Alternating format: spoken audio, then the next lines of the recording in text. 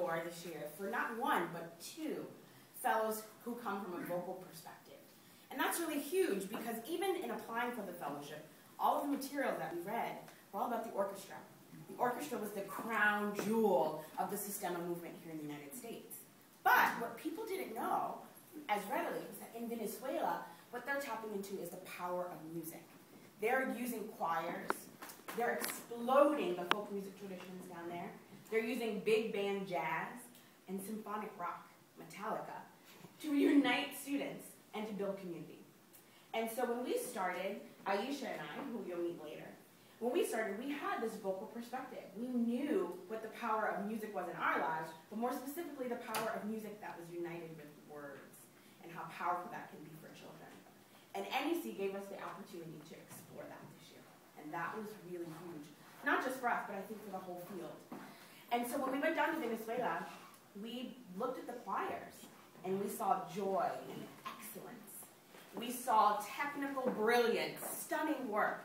We saw community, all of the things that we had read about the Simón Bolívar before the show, or the Teresa Carreño.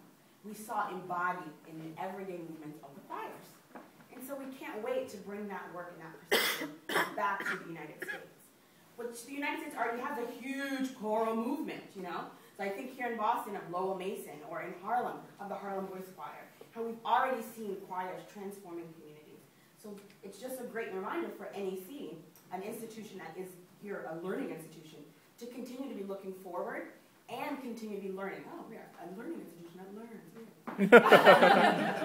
So to help us all think outside the box in different ways, and we can use the beautiful machine that is El Sistema in lots of different ways with lots of different types of music. And that's what I've taken away this year, is the freedom to explore and the freedom to think outside the box. And I think Dr. Bradu really encouraged us to do that when we met him.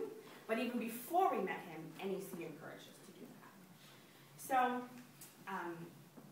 I also want to say that when we were in Venezuela, there were kind of three things that happened to me that made me feel like I was in this deja vu space. So the first thing was we were in rehearsal, and this little kid runs in with a manuscript of a folk song that he arranged for him and 4 other friends to sing after rehearsal. That's so weird. Fine.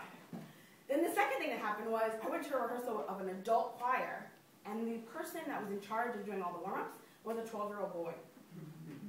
And he was really a masterful teacher.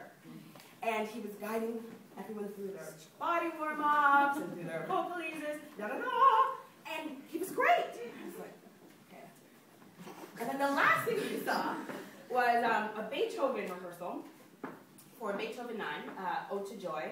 That lasted 4 hours, and at the end, I was vocally fried. 4 hours of singing Ode to Joy at a really fortissimo and staccato pace, woo! And after the rehearsal, instead of kind of running home, everyone stuck around and had kind of like a jam session. And people were improvising or singing folk songs that meant a lot to them, or pulling out manuscripts from, Vivaldi Gloria they did a couple months ago. Remember this? Let's sing through this. And I remembered that all of these things were vignettes from my previous life. Before I became so conservatory trained, I was an amateur musician. And I brought joy, not just to the performance, but to the process, And so I remember rushing to my gospel choir rehearsal to see my friends, hoping that I could get there early so we could maybe go through that arrangement of Summertime we've been working on in 5 parts. And I remember rushing to my community choir rehearsal and having the teacher, having the pianist, be, basically a 13-year-old kid who'd been playing piano all his life. He got the same respect that the adult teacher in the room got. And I also remember sticking around after long room rehearsals to sing more. But I don't remember doing that since I became so conservatory trained. And so what they've been able to do in Venezuela is they've been able to marry the two. The feeling of an amateur experience, the word amateur, to kind of recall Eric Booth in the room, the etymology of the word amateur is ama, to love. And so to connect the amateur, the love, with the excellence of the professional audience. It's just so beautiful. So I want to thank NEC, of course, and my fellow fellows for creating a space for us to explore the power of the Sistema. I also want to just say before I sit down that it's so interesting, and that's why I get so teary. I had planned to sing something, but I can't. Come to a concert this year. That it's so funny to sit in this place where you're in the present and to feel this moment so powerfully. And the reason it brings tears to my eyes is because I think of the past, and I think of all of the experiences that led me to this moment, and I think of the future. And when I think of the past, I think about the wonderful community of musicians who initiated me into the world of music and helped me to find something that has helped to create my life and to give me meaning to my living. So my parents are, my family's here, and of course I think of my family and the strong support that I had from them. I think of the friends, the musician friends that I had, the bond that we share. And I also think of the teachers who so carefully nurtured me along the step of the way. And so now when I look to create a new community of musicians, I will give all of those things to a new generation of music makers. And what a powerful gift that is. I'll leave you by saying that I've never had any children, but it's such a wonderful experience to spend these last 9 or 10 months creating something and building and kind of, what is the word when women do this all the time? Nesting. Nesting. Nesting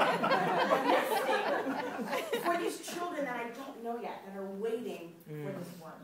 And I've said this before, that as I write my business plan, we've learned so much about strategy bends and having cojones and putting a stake in the ground. It's very important. That's my #1 learning of the year. And being articulate in front of a crowd, and about Dalcros, and about ways to effectively teach students. But what I've learned the most through all of the teachings that I've had from all of our teachers is it's about sharing love. And so I love people that I haven't even met yet, and so do all of our fellows. And I think you'll see that over the course of the day, is how much love there is in the room. And we don't get the chance to say things like that are so corny, usually in a space like this. So it's true, you don't just talk about love at the orchestra, it doesn't happen. Maybe at the opera every now and then. So just thank you to our fellows, and most importantly, thank you to our staff and to NEC for helping us to explode love and grow love all over the United States. We're really excited. Thank you.